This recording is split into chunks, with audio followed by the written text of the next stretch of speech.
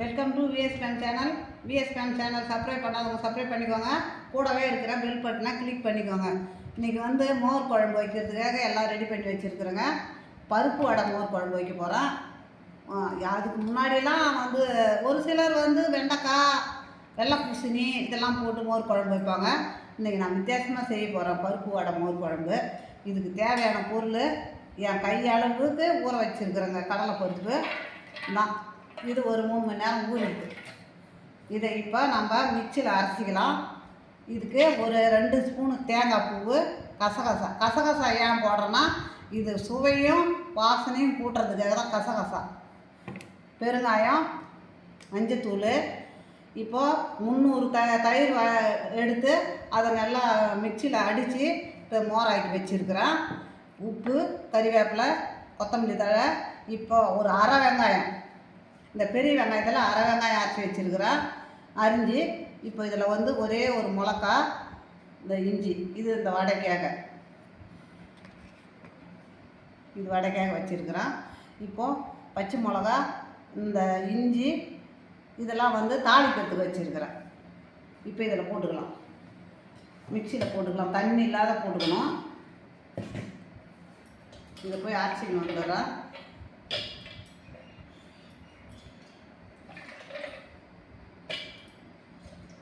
இப்போ தேங்காய் பூவும் கசகசாவும் நல்லா வதக்கணுங்க. தேங்காய் பூ வதக்கி தான் அரைச்சி நம்ம தாளிப்பில் ஊற்றி கொதிக்க வைக்கணும். ஏன்னா அப்படியே அரைச்சின்னாக்கா அது ஒரு மாதிரி சீக்கிரமாக புளிச்சு மோர் குழம்பு முதன்னு புளிப்பு வந்துடும். அதனால் நம்ம வதக்குறோம். இப்போ இதை நாங்கள் அரைச்சிக்கணும் வந்துடுறேங்க. இந்த பச்சை மிளகா, இந்த இஞ்சி போட்டுக்கிறோம். அதிலே அரைச்சிக்கணும் வந்துடுறேங்க.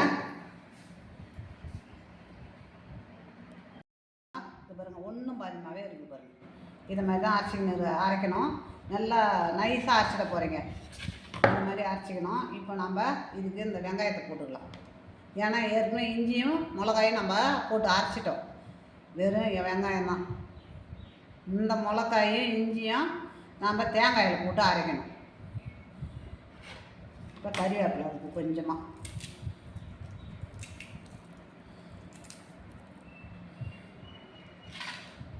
முதல்ல நம்ம வடையை தட்டிக்கலாம். இப்போ இதுக்கு தேவையான உப்பு போட்டுக்கலாங்க.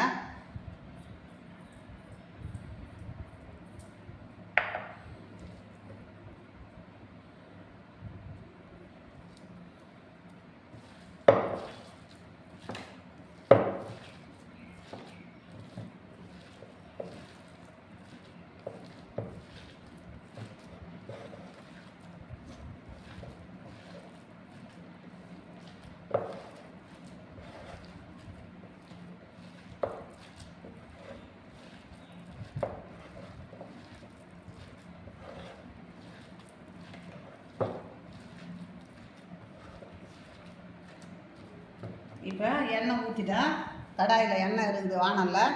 வாங்க நம்ம இப்போ வடையை தட்டிக்கலாம். இதை அப்படியே தட்டையாக தான் தட்டி போடணும். தட்டையாக, நம்ம மொத்தமாக தட்டக்கூடாதுங்க. நல்லா இது மாதிரி தட்டையாக தட்டி போடணுங்க. இந்த மாதிரி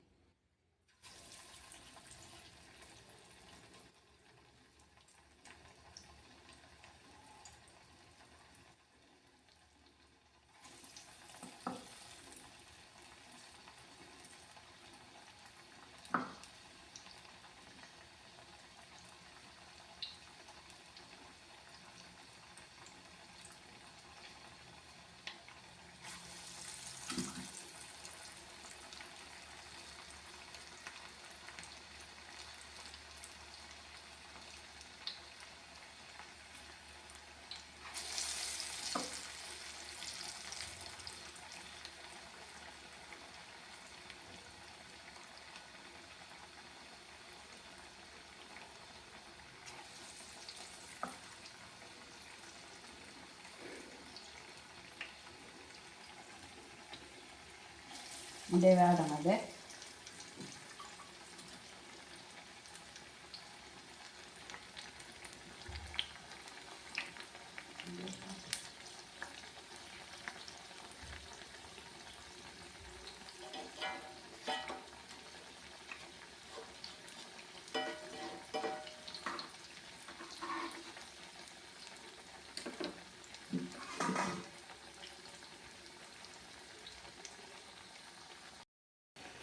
வெந்துடுதுங்க வடை பாருங்கள், நல்லா செவந்து போச்சு பாருங்கள். நம்ம இப்போ எடுத்துடலாம்.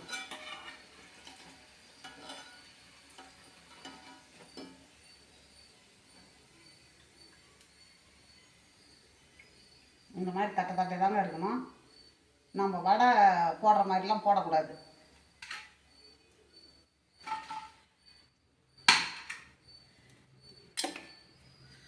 நான் இருக்கிறத தட்டிக்கின்னு வந்துடுறேன். அப்புறமா அந்த இதெல்லாம் வதக்கிக்கலாம். இப்போ இஞ்சியை போட்டுக்கலாங்க. அதுவும் சும்மா வதங்கட்டும் கொஞ்சம். இந்த பச்சை மிளகா ஒன்றே ஒன்று அதையும் போட்டுக்கலாம். அதுவும் நல்லா கொஞ்சம் வதங்கட்டும்.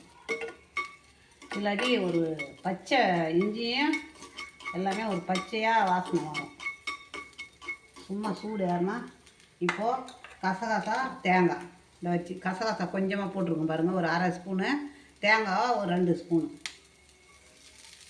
வதங்கணும். வதக்கி நம்ம மிக்சியில் அரைச்சிக்கலாம்.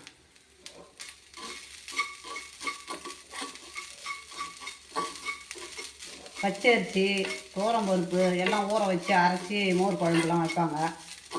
நான் அதெல்லாம் செய்யலை. இதுக்கு பருப்பு வடை மோர் குழம்புக்கு அது தேவையில்லை.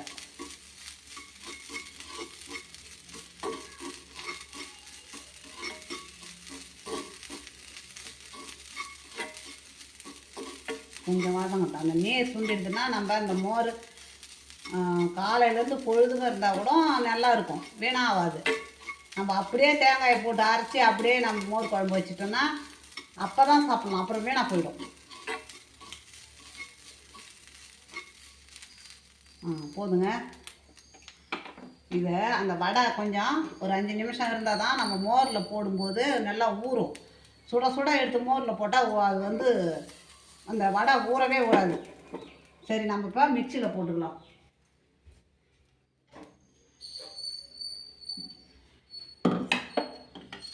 இப்போ இதை மிக்சியில் போட்டு நம்ம அரைச்சிக்கணும், வந்து தாளிச்சிக்கலாம்.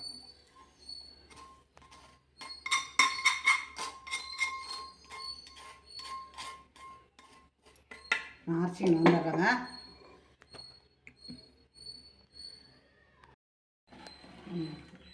இப்போ எண்ணெய் ஊற்றிக்கலாங்க. கொஞ்சமாக அதிகமாக தேவையில்லை எண்ணெய் ஊற்றிக்கலாம். இப்போ கடலைப்பருப்பை போட்டுக்கலாம். கடலைப்பருப்பு ஒரு ஸ்பூன் கொஞ்சமாக.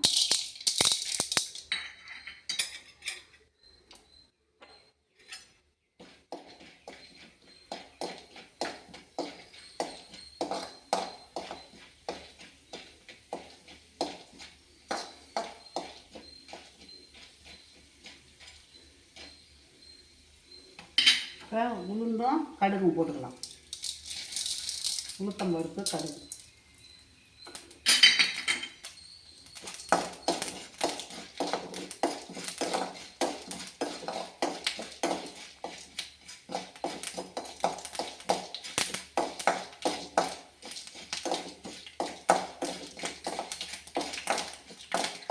கொஞ்சம் செவரட்டங்க.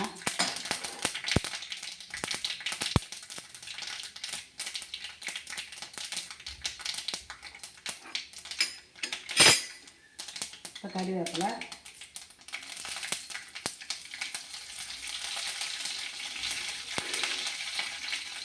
பெருங்காயம், இஞ்சி பெருங்காயம், மஞ்சத்தூள்,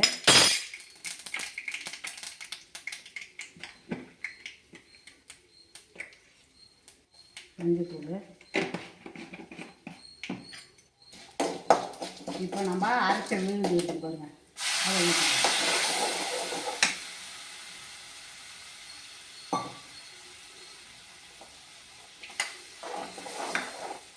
பச்சை வாசனை போட்டாங்க. இப்போ இதுக்கு தேவையான உப்பு, இந்த மோருக்கு தேவையான உப்பை இதில் போட்டுடலாம்.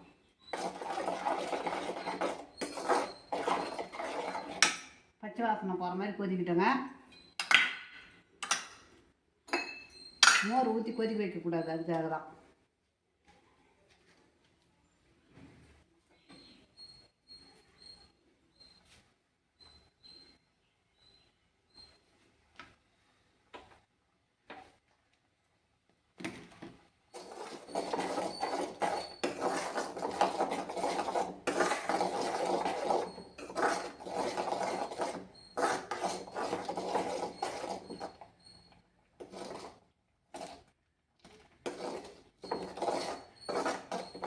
கசகசா போட்டாலே அது வாசனை தனியாக இருக்குங்க. கசகசா போட்டு மோர் குழம்பு சாப்பிட்டா தூக்கம் வேறு வரும் நல்லா. இப்போ நம்ம மோரை ஊற்றிக்கலாங்க.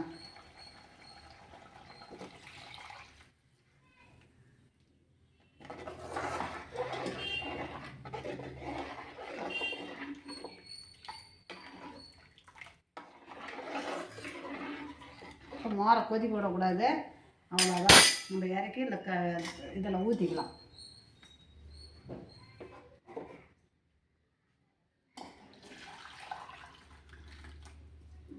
நம்ம அந்த பவுலில் ஊற்றிக்கணும்.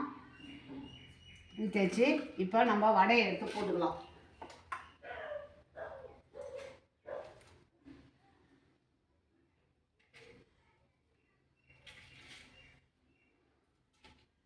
பருப்பு வடை ரெடி ஆகிடுச்சுங்க.